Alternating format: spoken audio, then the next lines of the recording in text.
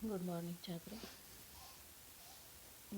8वीं कक्षा के अंतर्गत 9वीं कक्षा के अंतर्गत और 10वीं कक्षा के अंतर्गत हमें उपयोजित लेखन ये एक रचना विभाग होता है। इसमें से हमने पहले क्लास में गद्याकलन, जिस पर 4 सवाल हमें करना होता है। दूसरा है वृत्तांत लेखन, जो एक तृतीयांश सारांश हमें लिखना होता है। तीसरा है विज्ञापन लेखन, जिसमें कम से कम शब्दों में ज़्यादा से ज़्यादा जानकारी छात्रों तक हमें देनी होती है। और चौथा है कहानी लेखन। वैसे देखा जाए तो कहानी लेखन सुनना और बताना बिल्कुल आनंद की बात है, लेकिन फिर भी ये कहानी लिखते समय हमें अपनी कल्पना शक्ति को, नवनिर्मिति को, सृजनशीलता को प्रेरणा देनी होती है। हमारे विचारों को प्रगल्भता के साथ पेश करने का एक नया अंदाज हमें बताना होता है। कहानी की कल्पना, सृजनशीलता ये बहुत महत्वपूर्ण होती है। मूल कथा क्या है, उसका प्राण, कथा का प्राण कौन सा है, तथ्य क्या है, विस्तार किस प्रकार करना चाहिए, घटना, पात्र, तर्कसंगत विचारों से लेखन कौशल्य के साथ हमें पेश करने की एक कला विकसित होती है, ये कहानी लेखन।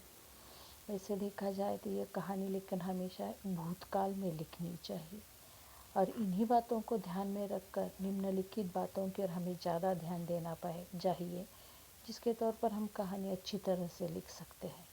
उसमें से एक पहला नियम है कि शीर्षक कहानी के मुद्दों का विस्तार और कहानी से प्राप्त सीख, प्रेरणा, संदेश ये कहानी लेखन के अंग है। देखिए, उस कहानी को दिया हुआ शीर्षक, उस कहानी के मद्दे, उन मद्दों का विस्तार, उस कहानी से मिलने वाली सीख, उससे मिलने वाली प्रेरणा, संदेश, ये कहानी के बहुत महत्वपूर्ण अंग माने जाते हैं। कहानी लिखते समय शुरू में कहानी का शीर्षक देना चाहिए। जिस प्रकार कहानी के मुद्दे दिए हैं, उन मुद्दों के अनुसार उसका विस्तार होना चाहिए। कहानी पूरी लिख जाने के बाद उस पर जो सीख मिलती है कहानी से हमें, वो सीख भी हमें लिखनी पड़ती है।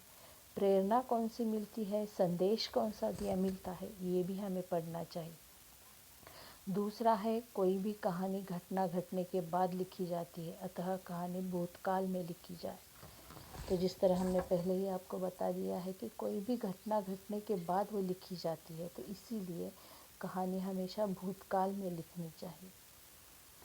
कहानी के संवाद प्रसंगानुकूल वर्तमान या भविष्यकाल में हो सकते हैं। संवाद अवतरण चिन्ह में लिखना चाहिए।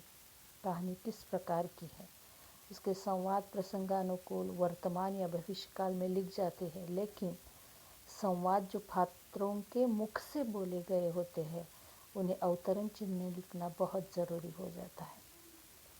कहानी लेखन की शब्द सीमा 100 शब्दों तक होती है। 40 से 50 शब्दों से या 60 शब्दों से कहानी लिखी जाए तो वो बहुत गलत है। कहानी 100 शब्दों तक लिखना बहुत ज़रूरी हो जाता है। साथ ही साथ कहानी के आरंभ में शीर्षक लिखना आवश्यक होता है। शीर्षक छोटा, आकर्षक, अर्थपूर्ण और सारगर्भित होना चाहिए। तो देख लीजिए, कहानी लिखते समय शीर्षक लिखना बहुत आवश्यक हो जाता है, लेकिन वो शीर्षक एक छोटा सा, आकर्षक, अर्थपूर्ण और सारगर्भित होना चाहिए। साथ ही साथ कहानी में कालानुरूप घटनाक्रम और प्रवाह होना चाहिए। साथ ही साथ कहानी में कालानुरूप बदलाव होना चाहिए। घटना जिस प्रकार घटती है उसके प्रकार हमारी शब्द शैली बदलनी चाहिए। प्रत्येक मद्दों का, शब्द का इस पर उपेक्षित विस्तार आवश्यक है। मतलब कहानी लिखते समय अगर मद्दे दिए हैं, शब्द दिए हैं, कोई कहावत दिए है, तो प्रसंगानुरूप उसके मद्दों का विस्तार हमें करना चाहिए। घटनाएं धारा प्रवाह अर्थात एक दूसरे से श्रृंखलाबद्ध होनी चाहिए।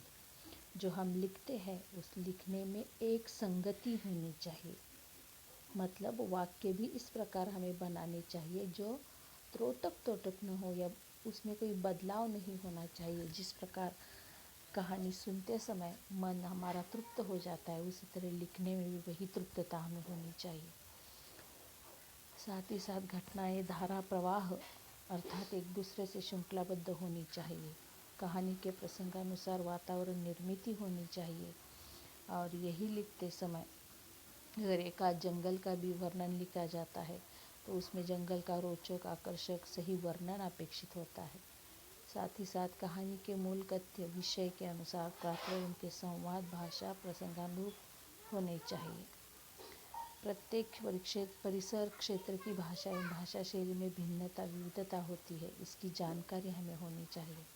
अन्य भाषाओं के उदाहरण, सुवचन आदि का प्रयोग भी यथासंभव होना चाहिए। कहानी में आवश्यक विराम चिन्हों का प्रयोग करना कभी नहीं भूलना चाहिए। कहानी लेखन करते समय अनुच्छेद बनानी चाहिए, जिसे हम पैराग्राफ कहते हैं। वो बनाना बहुत ज़रूरी हो जाता है। जिस परिच्छेद में वो विचार समाप्त हो जाता है, वहीं पर वो परिच्छेद की समाप्ति होनी चाहिए। और जिस प्रकार दूसरा विचार दूसरे परिच्छेद को शुरुआत करके होना चाहिए। विराम चिन्हों का उचित प्रयोग करना चाहिए, अनुच्छेद बनाने चाहिए। घटना समाप्त होती है, वहाँ परिच्छेद समाप्त करना चाहिए। कहानी का विस्तार करने के लिए उचित मुहावरे, कहावतों, सुवचन, पर्यायवाची शब्द आदि का प्रयोग करना चाहिए। और इसी प्रकार अगर हम कहानी लिखते हैं तो उस पर बहुत ज़्यादा महत्वपूर्ण बातें बन जाती है। देख लीजिए, मैं दोबारा कर बताती हूँ कि कहानी हमेशा भूतकाल में लिखनी चाहिए। पात्रों के नामों के अनुसार उनके मुख से निकले हुए वाक्यों को अवतरण चिन्ह में ढालना चाहिए। कहानी घटनाक्रम के अनुसार प्रवाही होनी चाहिए। इन सारी बातों की अगर महत्ता हम जान लेते हैं तो कहानी लिखने में कोई दिक्कत नहीं आनी चाहिए। साथ ही साथ कहानी लिखते समय किसी दूसरे पेन का इस्तेमाल नहीं करना चाहिए। जो आप उत्तर पत्रिका में जिस पेन से आप उत्तर लिखते हैं, उसी पेन से हमें लिखना चाहिए। वरना होता ऐसा है कि छात्र कहानी का शीर्षक, कहानी की सीख, प्रेरणा यह दूसरे पेन से, कई लाल पेन से वगैरह लिखते हैं। वैसा नहीं करना चाहिए, एक ही पेन का इस्तेमाल हमें करना चाहिए। और साथ ही साथ कम से कम 80 या 100 शब्दों तक हमें कहानी लिखनी चाहिए। उसमें से भी कहानी के 3 प्रकार माने जाते हैं। असंबद्ध शब्दों के आधार पर या कोई शब्द दिए जाते हैं 4-5, उसमें से हमें कहानी लिखनी होती है। मध्य दिए जाते हैं, उसी पर कहानी लिखी जाती है। और तीसरा है सुवचन या कहावत, जिस पर भी हमें कहानी लिखनी पड़ती है। तो इन्हीं सारी बातों को ध्यान में रखकर हमें कहानी लिखनी चाहिए। साथ ही साथ हमारी लिखावट अच्छी और सुंदर होनी चाहिए। 40 या 50 शब्दों से कहानी पूरी नहीं होती, बल्कि 100 शब्दों तक, 80 शब्दों तक कहानी लिखे तो वो बहुत ज़्यादा रोचक बन जाती है। तो इसी प्रकार ये कहानी के नियमों को ज्ञात करके आप अच्छी सी एक आध कहानी लिखकर हमें भेज सकते हैं।